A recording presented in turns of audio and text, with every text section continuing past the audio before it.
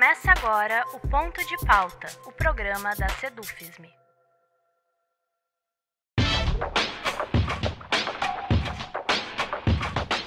Herança de Michel Temer, a reforma do ensino médio volta à pauta agora, seja pela sua paulatina implementação, que tem passos previstos para esse ano de 2023, seja pela chegada do governo Lula e a expectativa que gera um governo que não tem a educação como inimiga número 1. Imposta primeiro através da medida provisória 746 de 2016, se tornando depois o projeto de lei convertido 13.415, a reforma do ensino médio sempre foi e segue sendo objeto de oposição das entidades e movimentos ligados à educação. Tanto é que o último dia 15 foi definido como Dia Nacional pela Revogação do Novo Ensino Médio. E é sobre isso que vamos falar hoje. Para tanto, temos como convidada a professora Mônica Ribeiro da Silva. Mônica é professora da Universidade Federal do Paraná nos cursos de graduação e pós-graduação em educação e coordena o grupo de pesquisa Observatório do Ensino Médio e também a Rede Nacional de Grupos de Pesquisa sobre o Ensino Médio. Eu sou Rafael Balbueno e o nosso ponto de pauta de hoje é o novo ensino médio.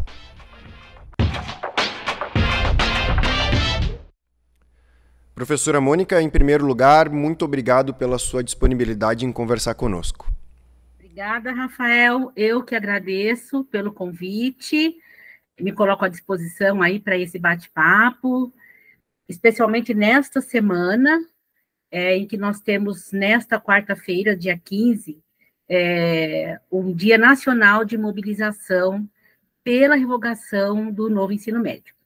Bom, eu não sei se o programa vai ao ar antes do dia 15, mas caso não vá, fica registrado que há, né, um movimento com 20 estados já, com atos em várias cidades, chamados, esses atos, pelos estudantes, pela organização do movimento estudantil nacional e locais aí, né, nos estados, justamente falando disso que o Rafael acabou de dizer, né, o que fazer com a reforma do ensino médio. Eu fico à disposição. Certo, perfeito. Professora, para começar, acho que seria interessante resgatar um pouco da história da reforma do ensino médio. Afinal, ela é aprovada e se torna lei lá com Michel Temer entre 2016 e 2017, ou seja, cerca de 7 anos atrás. Então, talvez muitas pessoas não tenham contato com a história dessa reforma. Então, se possível, acho interessante nós começarmos com esse resgate, também trazendo uma avaliação sobre a implementação dessa reforma nesses 7 anos, como isso se deu na prática, por exemplo. Ok. Bom, muito bem lembrado, né? Esse é um bom começo, porque como já se passaram 7 anos, nem todo mundo vai se lembrar de que o que estamos chamando hoje de novo ensino médio se refere àquela medida provisória publicada pelo Michel Temer, logo que ele assumiu, né? O Temer assume no dia 30 de agosto de 2016, quando a presidente Dilma é afastada definitivamente, e 3 semanas depois publica essa medida provisória. Né? Foi o primeiro ato de grande repercussão do governo Temer. E a gente vai lembrar que esse ato gerou muita mobilização naquele momento, né? Nós tivemos aí pelo Brasil muitas escolas ocupadas, universidades, né? Vocês vão se lembrar, né, das ocupações estudantis, duraram aí quase 2 meses, né? E por que, né, que houve toda essa mobilização? Primeiro, pelo ato em si, né? Nós nunca tivemos uma reforma educacional, ou como uma contra-reforma, como alguns dizem, dados os seus retrocessos, publicado por meio de medida provisória. Né? Assim, ainda que a medida provisória seja um artifício presente na Constituição Federal, ela se destina a assuntos, a questões muito específicas que exigem uma urgência que não permitiria colocar um projeto de lei e fazer a tramitação como se faz no Congresso Nacional. Né? E uma medida provisória tem 120 dias para ser votada. Então, o que causou estranhamento naquele momento, em primeiro, foi essa pressa. sem o diálogo com a sociedade, com as escolas, educadores, universidades, estudantes. Esse foi o primeiro momento, senão, né, que gerou aquela mobilização toda. O outro motivo, né, dessas mobilizações naquele momento foi o teor da medida provisória, porque ela altera profundamente a forma, a organização e as formas de oferta do ensino médio brasileiro. Né? O que ela propõe, né? O que a medida provisória propunha? Houve ali algumas mudanças, não muitas, algumas coisas foram acrescentadas, né? Ainda que com muita pressa, o Congresso Nacional aprovou, foram apenas 11 audiências públicas, e praticamente em meio ao recesso do Legislativo, entre novembro e fevereiro, então não houve, de fato, um grande debate, e ela, como o Rafael disse, foi convertida aí na Lei 13.415 de 2017, incluída e alterando a nossa LDB, a nossa Lei de Diretrizes e Bases da Educação. Os estranhamentos naquele momento tinham a ver com, primeiro, o que já figurava na medida provisória, que era a extinção da obrigatoriedade de filosofia, sociologia, artes e educação física dos currículos, e a questão do notório saber, que era bastante batido nessa tecla também pelos estudantes, que, né, a lei iria prever que pessoas sem formação para docência dessem aula, como acabou prevendo de fato. Né? Mas isso foi o que mais veiculava na mídia e mais nas vozes dos estudantes, era o que mais a gente ouvia. Agora, também, né, havia outros elementos ali de bastante preocupação, né? Por exemplo, a redução da formação geral básica dos estudantes, né, que era de 2.400 horas, e passam a ser de, no máximo, 1.800 horas, porque mesmo que se ampliou a carga horária, né, tenha se ampliado a carga horária do ensino médio para 3.000 horas, 1.200 horas ficariam a cargo dos tais itinerários formativos. E os defensores, o próprio governo, veiculava as propagandas dizendo que isso flexibilizaria o currículo, que os estudantes iriam escolher. E já naquele momento nós alertávamos o que a implementação está mostrando de fato agora. Não há escolha. Você dividir um currículo de ensino médio numa escola em 5 itinerários significaria ter pelo menos 3 vezes mais docentes, 3 vezes mais salas de aula, portanto, aumentaria muito a necessidade de recursos financeiros. E este mesmo governo Temer havia acabado de aprovar a lei do teto de gastos. Então, havia um contrassenso entre ampliar a carga horária, a jornada do ensino médio, diária e total, dividir, né, exigindo aí outros formatos. Então, o que é que estava presente nesse modelo que nós já sabíamos que iria gerar uma série de problemas que estamos vendo agora? Outras coisas foram colocadas na lei, que acabou também fazendo com que nós estivéssemos acompanhando, né, nesses 7 anos, a regulamentação disso nas redes estaduais. A possibilidade que ficou dada de parte da carga horária do ensino médio poder ser ofertada à distância, e isso ficou muito mais evidente com a pandemia, que isso é impossível no Brasil, porque os nossos jovens de escola pública, que é onde está 85% da matrícula, 7 milhões de estudantes, não têm acesso à rede Wi-Fi de qualidade na sua casa, não consegue acessar uma plataforma digital que possa, de fato, aprender à distância, e isso, obviamente, vem em prejuízo desses estudantes, né? E o itinerário de formação técnica e profissional, que também nos causava bastante preocupação, porque ele, previsto na lei, poderia ser ofertado pelo setor privado, como pode ser ofertado pelo setor privado, porque isso foi na lei. Então, há um desmanche, né? Não há uma consistência nessa base curricular, ela favorece a parceria público-privada, permitindo que o ente privado oferte parte do ensino médio público sem qualquer qualidade, como algumas experiências, se der tempo, eu posso dar o exemplo daqui do Paraná, e que, de fato, acaba sendo desastroso aí para a formação dos nossos estudantes. Certo. Professora, em alguma medida, a senhora deu um panorama geral agora da situação, porque, assim, são muitas as críticas que as entidades ligadas à educação fazem com relação à reforma. E alguns aspectos pontuais eu quero abordar aqui no decorrer da entrevista. Mas eu gostaria de lhe perguntar, na sua avaliação, qual é a principal crítica e, consequentemente, qual é o principal problema que está posto nessa reforma e nesse novo modelo de ensino médio? Ok. Então veja só, Rafael, a principal crítica que já, né, nós fazíamos, eu como pesquisadora, os pesquisadores da Rede Nacional em Pesquisa, várias entidades da ciência, como, por exemplo, a ANPED, né, a Associação Nacional de Pesquisa e Pós-Graduação em Educação, mas também as associações de História, Sociologia, Física, Química, Biologia, assim, uma das principais críticas, o fato de ter se tornado só português e matemática obrigatórios. Isso está atrelado com um dos maiores problemas que a gente consegue ver hoje na implementação, que é a redução drástica da carga horária das demais disciplinas.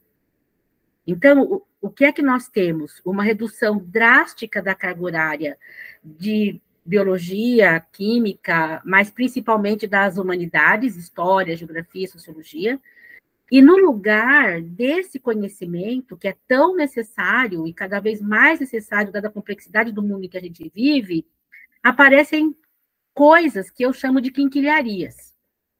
Como, por exemplo, um deles é projeto de vida, que ninguém sabe para que serve, em muitos lugares virou uma coisa meio coach, assim, se prepara, você pode, né, você consegue.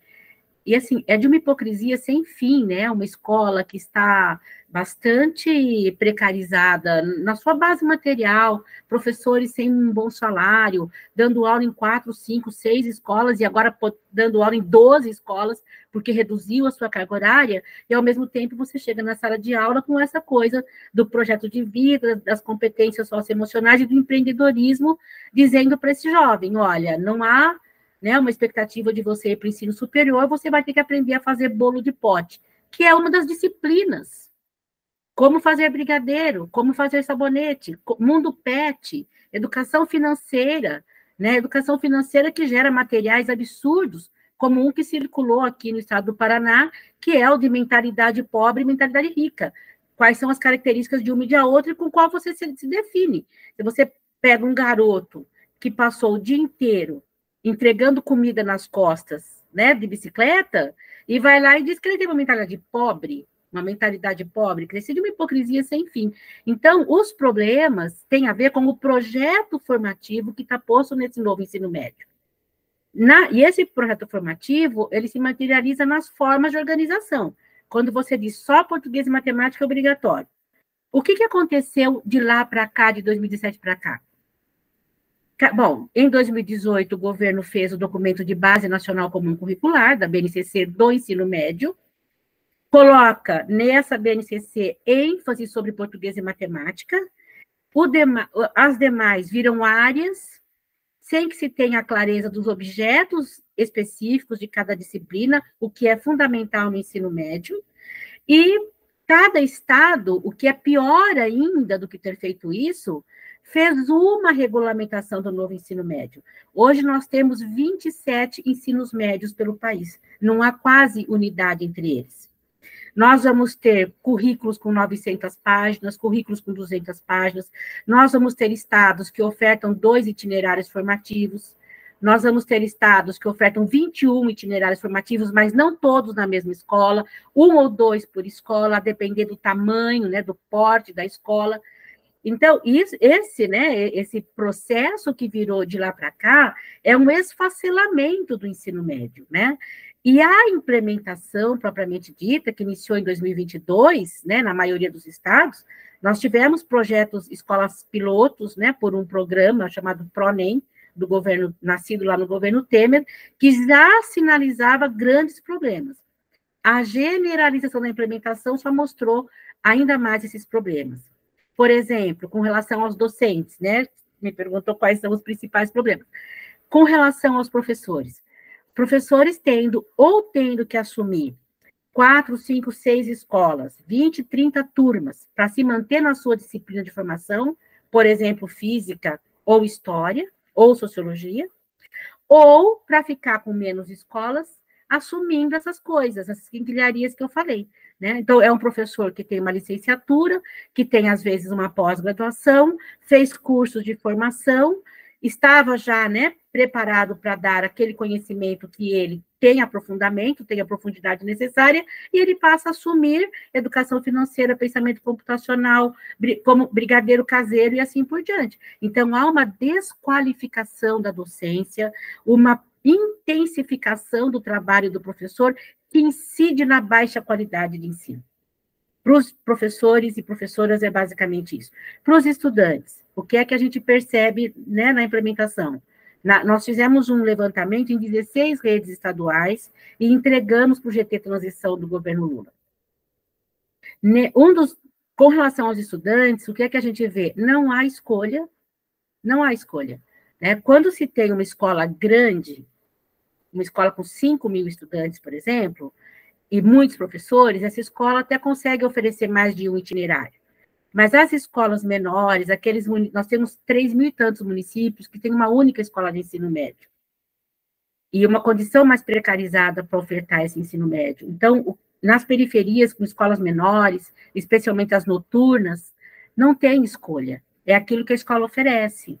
Então, o que a gente acaba percebendo é que os estudantes tiveram uma precarização da sua formação, a ausência de uma formação densa no campo da ciência, da arte, da ética, né? Assim, há uma ética virou sinônimo de coach, por exemplo, né? Virou coisa de autoajuda, com essa história de projeto de vida e competências socioemocionais, que são duas invencionices aí da reforma. Então, de fato, e também há, né, da parte dos estudantes, eles têm reclamado muito disso. O que a gente tem visto, seja em reuniões, seja em resultados de pesquisa, seja nesse ato chamado para mobilização do dia 15 de março, né, um ato aí já em 20 estados, né, de que, de fato, há um descontentamento generalizado da parte dos estudantes, quando eles começaram do ano passado para cá, a, de fato, viver esse novo ensino médio. Ninguém diz que está tudo bem, que é por aí o caminho, não. Há uma insistência na revogação, né? Há uma insistência em se retomar em profundidade a discussão e tirando esse formato, né, para que a gente tem ouvido, inclusive, assim, se o anterior não era bom, mas este é muito pior. Né? O ensino médio, como estava antes da reforma, precisava, de fato, e precisa mesmo, né, de muitos ajustes, reparos, outro modelo, mas este que está posto aí é pior, muito pior do que o anterior. Perfeito. Professora, tem uma questão que a senhora já mencionou nas respostas anteriores, que é a questão da aplicabilidade da reforma, né? Existe na reforma, por exemplo, a previsão do aumento de carga horária anual, mas o que as entidades e movimentos apontam é que não existe, por exemplo, aporte de recursos necessários para isso. Nós temos 7 anos transcorridos desde a aprovação da reforma até os dias de hoje, e eu gostaria que a senhora falasse um pouco sobre isso, sobre a viabilidade do novo ensino médio no atual cenário da educação pública brasileira, em especial o atual cenário orçamentário da educação pública brasileira. Então, eu até posso falar do orçamento, e já eu toco nisso, mas eu vou aproveitar a tua pergunta para falar um pouquinho de uma questão que veio, né, central aí nessa reforma, que é a da ampliação da carga horária. Que a ampliação da carga horária não é só um problema orçamentário, ela tem vários problemas práticos. Por exemplo, muitos dos nossos estudantes estudam e trabalham, não só estudam à noite, estudam de manhã e trabalham à tarde. Uma das coisas que a gente tem percebido é que as redes estaduais fizeram uma quinta aula, ou uma sexta aula, muitas vezes, né? A maioria acabou fazendo uma sexta aula, e essa sexta aula, né, esse ensino médio, por exemplo, pela manhã, ele começa às 7h15 e termina às 1h. Só que muitos estudantes, às 1h, teriam que estar trabalhando. Então, o que eles fazem? Eles ficam 20 minutos nessa última aula e saem correndo. Então, outros estados como São Paulo, que fazem essa carga horária que foi ampliada à distância. Mas a distância é uma farsa, porque não é a distância, é alguma atividade que leva para fazer em casa. A velha tarefa, né, de casa, o trabalho escolar, que agora se torna obrigatório para computar a carga horária. Então, é uma farsa, né? E causa problemas para os professores também, porque professores que dão aula em 2 escolas, uma de manhã e uma à tarde, muda de escola, ele fica sem almoço, porque ele tem que se deslocar de uma escola para outra no horário do almoço, né? Então, não tem minimamente aquele descanso. Então, aqui também coloca aí uma intensificação, né? Um desgaste, né, físico, emocional no trabalho docente, e essa situação para os estudantes que acaba inviabilizando, muitas vezes, que eles façam outras coisas. E entre ter que trabalhar e estudar, eles vão priorizar o trabalho, o que pode ser um indutor ao abandono escolar também, né? Então, não que não seja importante ampliar a jornada, mas nós temos que ver qual é a estrutura da educação brasileira. Por exemplo, uma das coisas que alguns estados, né, estão fazendo, não em todas as escolas, mas num volume até considerável, é fazer o ensino médio de tempo integral. Então, nós temos conhecimento, por exemplo, na rede estadual de São Paulo, de escola em que o turno é das 2 da tarde às 9 da noite. E que, por conta da segurança, os pais estão tirando os filhos dessas escolas e levando para outras. Porque como é que eles vão se deslocar às 9 da noite? Muitas vezes é escola de região mais periférica, né, com algum grau de insegurança, de violência. Então, este formato, e nós já prevíamos isso, eu participei da audiência pública em Brasília, fui no Congresso Nacional, nós colocamos isso para a comissão mista. Falou, olha, me parece que quem fez a lei nunca entrou dentro de uma escola pública, e elas são a maioria no país, né? Nas redes estaduais, quase 85% da matrícula. E, de fato, não há como fazer essa ampliação da jornada, não só pela questão orçamentária, mas quem são os nossos estudantes e como se estrutura o trabalho docente no nosso país. E isso foi absolutamente ignorado, e os problemas agora estão aí. Virou uma farsa, na verdade, né? A ampliação da carga horária, ou o estudante faz sozinho em casa, ou então ele deixa de estar, né, porque ele precisa priorizar e desorganiza, né, tudo aquilo que ele já vinha fazendo. Com relação ao financiamento, o que é que a gente tem visto? E aqui é um problema bastante sério. De fato, nós precisamos de muita melhoria nas condições de estrutura física das nossas escolas, nos materiais que oferecemos, nos aportes tecnológicos, e, lamentavelmente, como a Lei 13.415 previu na lei a transferência de recursos públicos para o setor privado, uma boa parte desse orçamento tão necessário está indo para empresas, para esses institutos e fundações ligados aos bancos, Instituto Unibanco, Fundação Lema, Instituto Reúna, por exemplo, que pegam dinheiro público para fazer assessoria para criar essas maluquices, dessas quinquilharias, e que, desses currículos novos, que produzem material e pacotes de formação à distância dos professores e estão ganhando rios de dinheiro. Então, o orçamento que deveria ir para melhorar as condições de trabalho docente, a estrutura física das escolas, está indo para essas empresas privadas que atuam em todas as redes estaduais, em 100% das redes estaduais, nós localizamos convênios e contratos com empresas por conta aí desse novo ensino médio, o que é lamentável, né? Sem contar aqueles que vão ofertar propriamente dito, como foi o caso da experiência desastrosa aqui no Paraná, que transferiu os cursos técnico-profissionais para uma faculdade particular chamada Unicesumar, e essa faculdade dava aula pela televisão para os estudantes, né? Imagine uma sala de aula com 40 meninos e meninas de ensino médio, sem professor, 6 horas por dia, assistindo a aula pela televisão, né? E, de fato, isso foi tão desastroso que o Estado fez 1 ano apenas e voltou atrás, deixou isso para algumas situações específicas e que nem essas deveriam existir. Então, sim, são vários os desastres, como dá para perceber, não é, Rafael? Certo. Professora, a senhora mencionou antes que entre estudar e trabalhar, uma parte considerável, se não a totalidade dos e das estudantes de escolas públicas que são colocados perante esse dilema, vão optar por trabalhar. E aí é curioso porque justamente a evasão é um dos argumentos mais recorrentes na defesa da reforma, combater a evasão, no caso. Alguns argumentos vinculam que a evasão poderia ser combatida porque a reforma tornou os últimos anos do ensino médio mais atrativos. O que O que a senhora me diz sobre esse argumento, mas também sob a luz de termos visto essa experiência funcionar nos últimos 7 anos, o que o novo ensino médio nos disse sobre a evasão? Então, bom, o problema da evasão e abandono escolar no ensino médio, ele é quase que estrutural no Brasil. É alguma coisa que vem, de fato, sendo problemático antes dessa reforma, né? A gente tem, primeiro, a necessidade de pensar muito seriamente sobre o ensino médio, porque até o final do século XX, essa etapa educacional era para poucos, né? Essa etapa educacional, assim, no início dos anos 90, menos de 25% da faixa etária de 15 a 17 anos estava matriculada. 75% não fazia o chamado ensino de segundo grau. E nós tivemos um crescimento muito acelerado, passando de 3 milhões e 400 mil matrículas para 9 milhões de matrículas em 2004.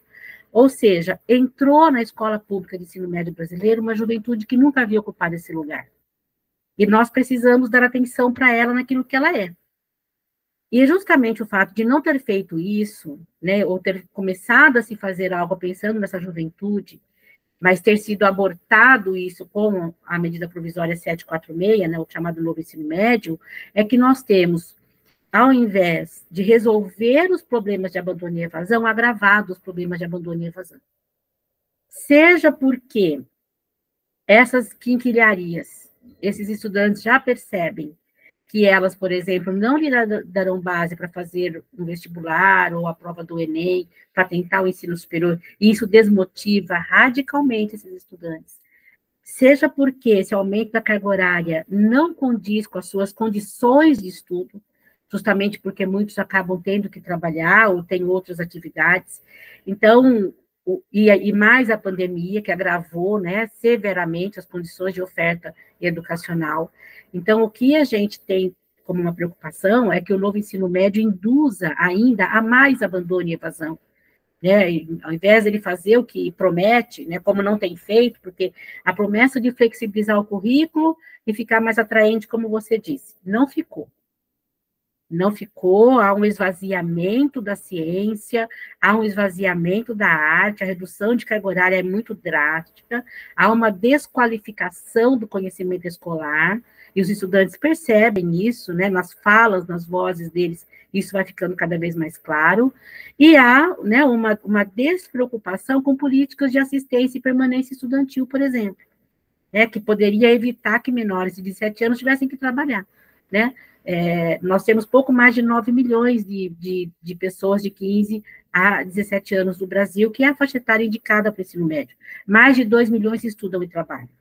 Então, é um percentual bastante expressivo que estuda e trabalha, e não é aquele trabalho, eu trabalho, não, muitos deles é trabalho necessário para ajudar a complementação de renda familiar, né, e aí, de fato, eles não têm essa escolha, né, eu vou parar de trabalhar para estudar. Então, isso nos preocupa, e essa reforma, né, ela não olhou para esses estudantes. Ela partiu de uma noção abstrata de juventude. Ela não fez, né, o trabalho de casa sério, de compreender a relação dos jovens com a escola, quem são, qual é a estrutura física das nossas escolas, as condições de trabalho docente, para fazer essa alteração. Simplesmente foi feito e deu no que deu. Professora, para encerrar, a chegada do governo Lula abriu algumas expectativas com relação à revogação da reforma do ensino médio. Só o fato de ser um governo cujo diálogo é possível, diferente dos anteriores, já deixa margem para essas expectativas. Ao mesmo tempo, a reforma não pode ser revogada por um decreto, por exemplo. Para isso é preciso mudar a Lei de Diretrizes e Bases da Educação, a LDB. Aliás, se esse argumento não estiver certo, a senhora, por favor, me corrija. Mas, enfim, o que eu quero lhe perguntar é o seguinte: quais são as expectativas dos movimentos da educação sobre a possibilidade real dessa revogação? Bom, então, primeiro, assim, você está corretíssimo quando diz que havia uma expectativa, quando o Lula foi eleito, de que o Ministério da Educação iria imediatamente se debruçar com toda a seriedade e rapidez sobre dois assuntos. O novo ensino médio, e aí pautamos já desde o ano passado a revogação, e o fim das escolas militarizadas, da militarização escolar. Lamentavelmente, nenhuma das duas coisas foi feita com o cuidado necessário e a rapidez, né, a urgência desses assuntos.